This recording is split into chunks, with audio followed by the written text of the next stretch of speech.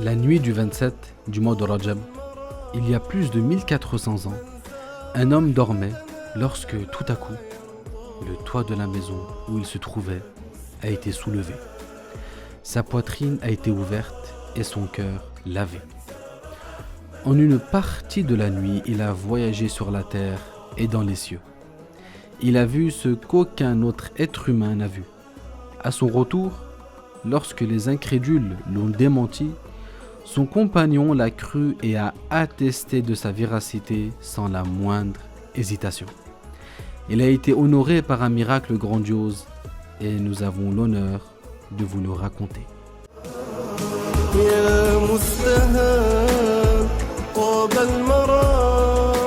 Assalamu alaikum wa rahmatullah. Bienvenue à toutes et à tous. En ce mois de Ramadan, nous vous racontons la biographie de notre bien-aimé, le prophète Muhammad sallallahu alayhi wa sallam. Après avoir évoqué les débuts de la révélation, nous en étions arrivés à l'année de la grande tristesse et aux nombreuses épreuves qui ont touché les musulmans.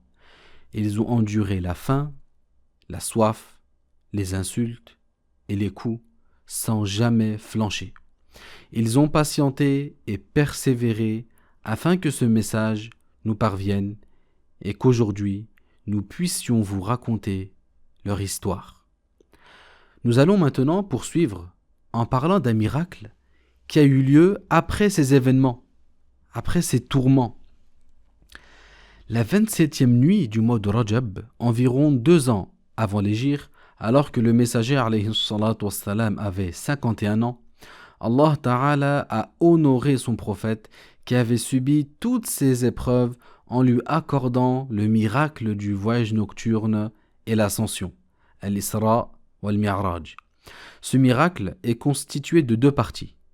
Il y a tout d'abord le miracle du voyage nocturne, al-Isra, de la Mecque à Jérusalem. Puis la deuxième partie, qui est l'ascension, al-Mi'raj, dans les cieux et au-delà. Allah tabaraka wa ta'ala dit dans la sourate al-Isra: Subhana alladhi asra bi'abdihi laylan min al-masjid al-haram من المسجد الحرام إلى المسجد الأقصى الذي باركنا حوله لنريه من آياتنا إنه هو السميع البصير. Ce verset signifie: Il est exempt d'imperfection celui qui a fait voyager en une partie de la nuit son esclave depuis la mosquée Al-Haram jusqu'à la mosquée Al-Aqsa, dont nous avons béni les alentours, afin de lui montrer certains de nos signes. Certes, il est celui qui entend, celui qui voit. Ce miracle majeur a été accordé spécifiquement au prophète Muhammad sallallahu alayhi wa sallam. Aucun autre prophète n'a eu cet honneur. Cette nuit-là, du 27 du mois de Rajab, le prophète se trouvait dans la maison de Hani, la sœur de Ali ibn Abi Talib, que Allah l'agrée. Il passait la nuit avec son oncle Hamza et son cousin Ja'far, radiyallahu anhuma.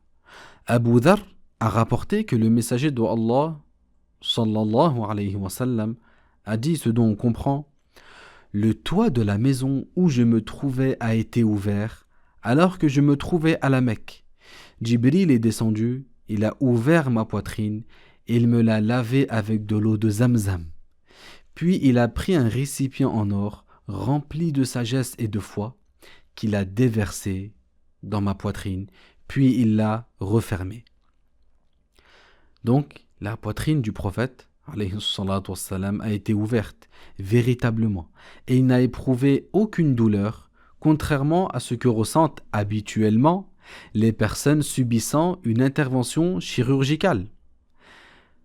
Son cœur, alayhi salatu wassalam, a été lavé et rempli de sagesse et de foi afin de le préparer à observer avec un cœur plus fort des choses étonnantes créées par Dieu, Azza wa Jal.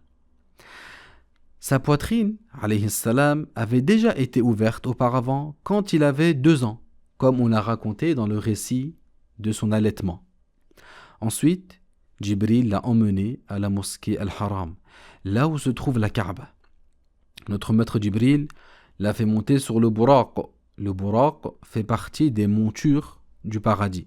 C'est une monture de couleur blanche, de taille intermédiaire entre l'âne et le mulet. Le prophète, alayhi salatu wassalam, l'a enfourché et Al-Buraq s'est mis à tressaillir de joie. Puis Jibril a parlé à son oreille. Le prophète, alayhi salatu wassalam, est monté derrière Jibril, alayhi salam. Ensuite, Al-Buraq, cette monture, s'est élancée. Al-Buraq a des foulées impressionnantes, puisqu'il pose son sabot à l'endroit où porte sa vue. Le prophète, alayhi salatu wassalam, il a dit dans le sens que nous sommes arrivés jusqu'à une terre plantée de palmiers. L'ange Jibril m'a fait descendre et m'a dit de faire 2 rak'ah, 2 unités de prière. J'ai fait la prière, puis nous sommes remontés. Et là, l'ange Jibril a interrogé le prophète, alayhi salatu wassalam, sais-tu où tu as fait la prière? Alors le messager a répondu, Allah c'est plus que tout autre. L'ange Jibril lui a dit, tu as fait la prière à Yathrib, tu as fait la prière à Taïba. Donc le prophète, alayhi salam, est passé par Médine, l'illuminé, Yathrib, avant son émigration bénie, et y a accompli 2 rak'ah. Ensuite, ils ont poursuivi, et le messager, alayhi salatu wassalam, a voyagé sur les traces des prophètes qui l'ont précédé. Il est passé par Madian, la ville du prophète Shu'aib, alayhi salam. Il y est descendu et a également accompli 2 rak'ah. Puis par le mont Sinaï, là où le prophète Moussa a entendu la parole d'Allah Azza wa Jal. Bien sûr, la parole d'Allah Ta'ala n'est pas un son, n'est pas une langue et n'est pas composée de lettres. Allah Ta'ala ne ressemble pas à ses créatures et les attributs d'Allah ne ressemblent pas aux attributs des créatures. Et donc au mont Sinaï, le prophète alayhi salam est descendu et a prié 2 rak'ah. Également, le messager alayhi salam est passé par Bethléem, là où est né le prophète Isa, Jésus alayhi salam. Il est à nouveau descendu et a effectué 2 rak'ah, jusqu'à parvenir enfin à Baytul Maqdis, à Jérusalem. La mosquée de l'Aqsa est le premier édifice construit sur terre pour l'adoration de Allah tabaraka wa ta'ala.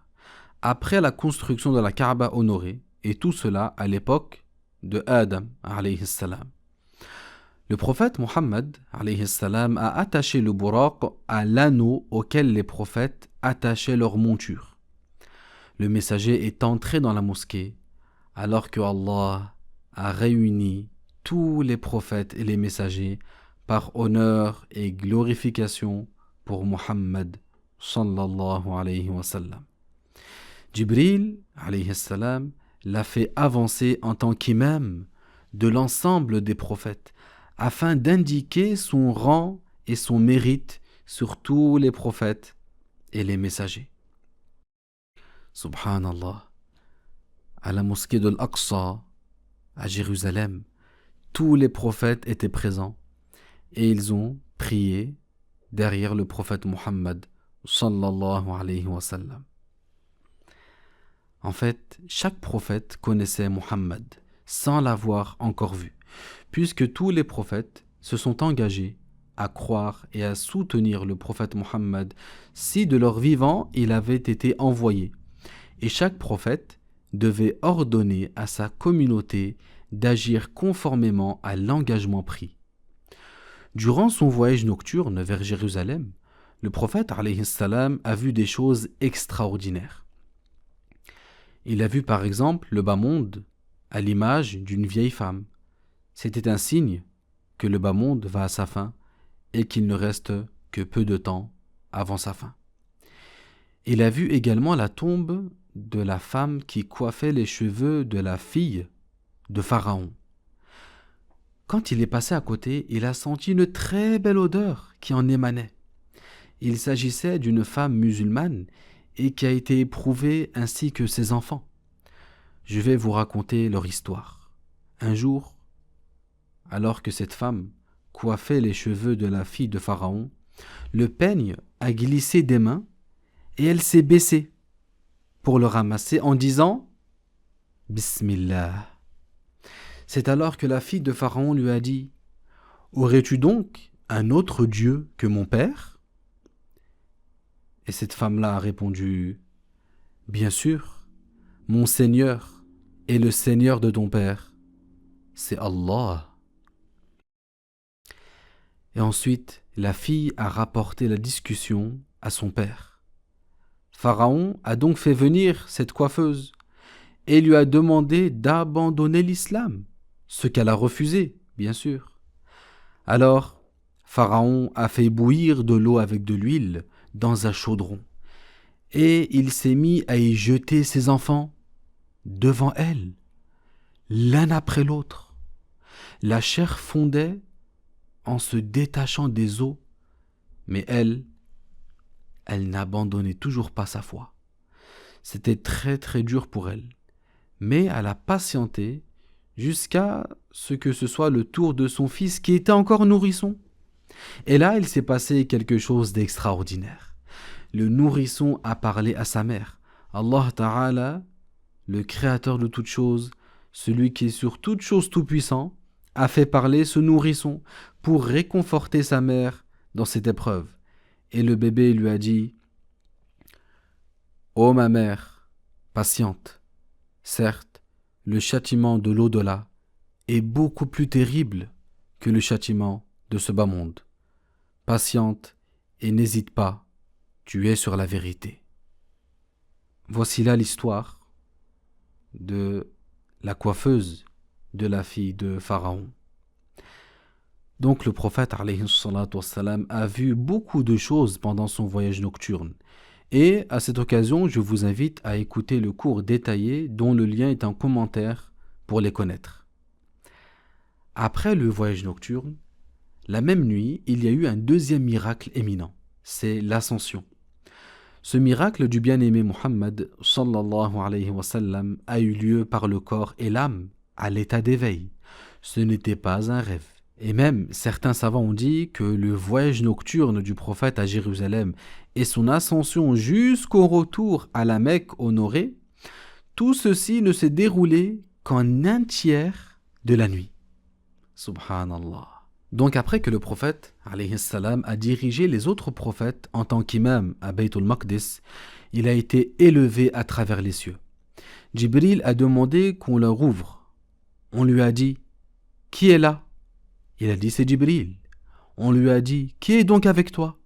Il a répondu « C'est Muhammad ».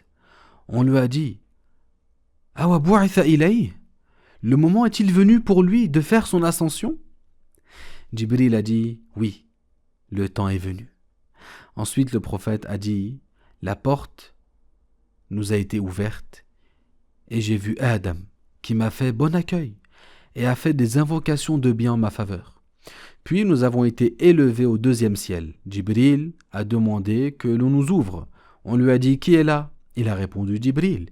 On lui a dit « Qui est avec toi ?» Il a répondu « Muhammad ». On lui a dit « Le moment est-il venu pour lui de faire son ascension ?» Il a répondu « Oui ». La porte nous fut ouverte et j'ai vu les deux cousins maternels, Isa, fils de Maryam, et Yahya, fils de Zachariah.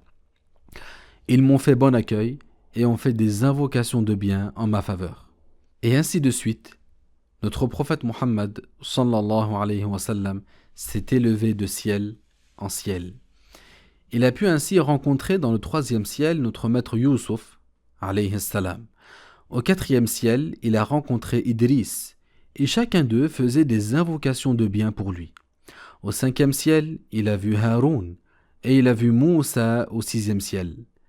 Quant au septième ciel, il y a rencontré le prophète Ibrahim alayhi salatu wassalam. Dans le septième ciel, se sont rencontrés le meilleur prophète et le deuxième meilleur prophète alayhi assalam. Donc au septième ciel, le messager a rencontré Ibrahim qui était adossé à la maison peuplée, Al-Bayt al-Ma'mour, dans laquelle 70 000 anges entrent chaque jour pour ne plus jamais y revenir. Après cela, notre maître Jibril a emmené le prophète Muhammad alayhi salam jusqu'au jujubier, Sidratul Muntaha. C'est un arbre splendide et immense, dont les feuilles sont larges comme des oreilles d'éléphant, et dont les fruits sont comme des jarres.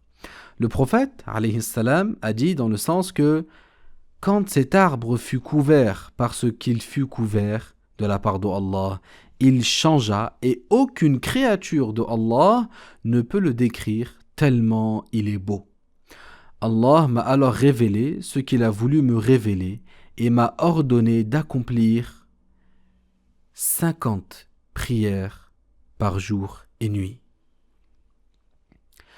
Je suis alors redescendu vers Moussa qui m'a dit « Qu'est-ce que ton Seigneur t'a ordonné de transmettre à ta communauté ?» Je lui ai dit 50 prières. Il a dit « Demande à ton Seigneur l'allègement, car certes, ta communauté ne pourra pas le supporter. » C'est alors que le prophète alayhi salam est retourné à l'endroit où il avait reçu la révélation, jusqu'à ce qu'il lui a été révélé l'obligation de 5 prières par jour et nuit.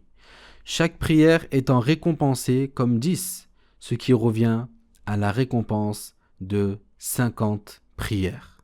Donc jusqu'ici, nous avons bientôt terminé le récit de ces miracles, mais ici j'ouvre une parenthèse pour rappeler quel est l'objectif de l'ascension al-Mi'raj. L'objectif de l'ascension, c'est d'honorer le messager d'Allah, alayhi salam, en lui faisant connaître les choses étonnantes du monde céleste et de glorifier son rang. Le prophète a vu des choses qu'aucun autre humain n'a vues. Donc, le but de l'ascension n'est pas de faire parvenir le prophète à un endroit dans lequel se trouverait Allah, comme le prétendent certains. Le prophète ne s'est pas réuni avec Allah, tout comme quelqu'un se réunirait avec une autre personne. Non. Allah Ta'ala existe sans endroit. Il n'est pas concerné par les directions, ni la localisation, car Allah Ta'ala n'est pas un corps. Les endroits, les directions, tout cela fait partie de ce que Allah Ta'ala a créé. Donc, ces choses-là ont un début. Allah Ta'ala n'a pas de début à son existence. Donc, Allah Ta'ala n'a pas besoin de ce qu'il a créé.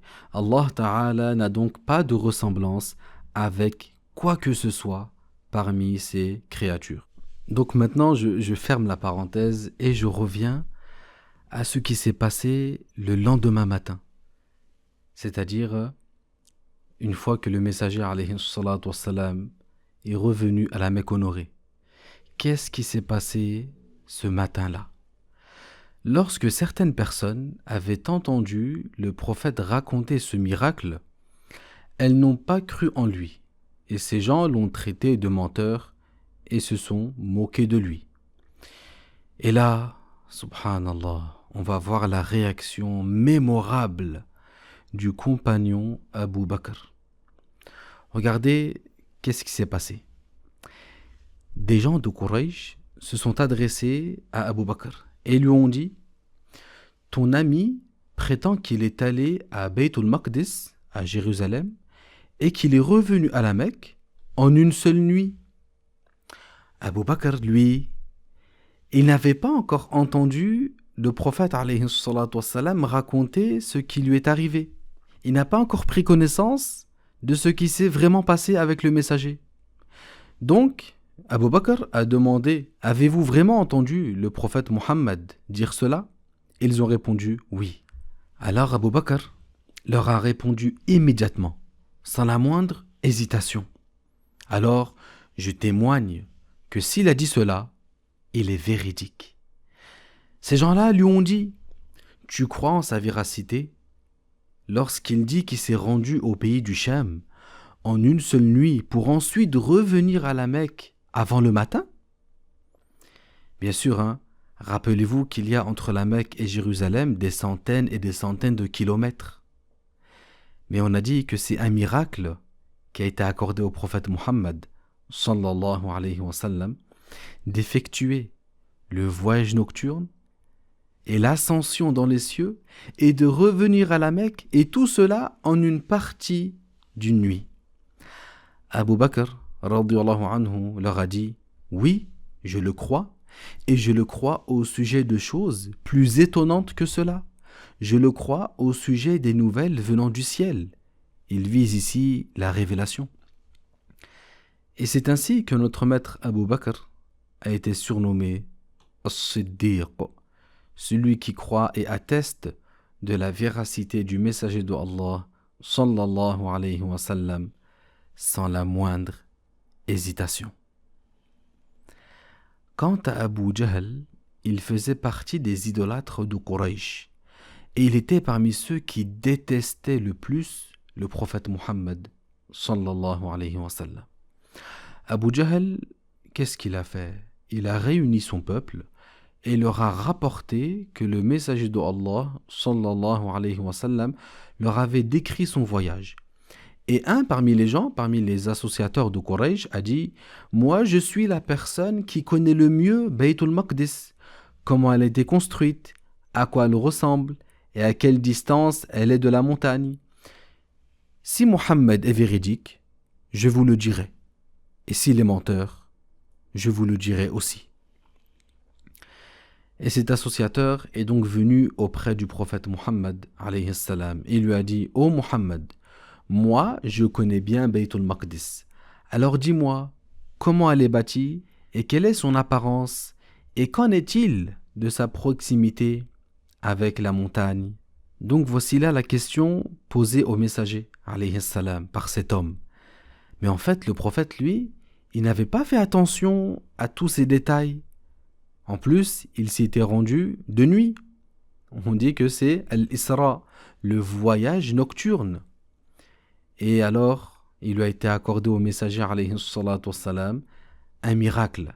C'est alors que la mosquée de l'Aqsa est apparue devant le messager alayhi salam.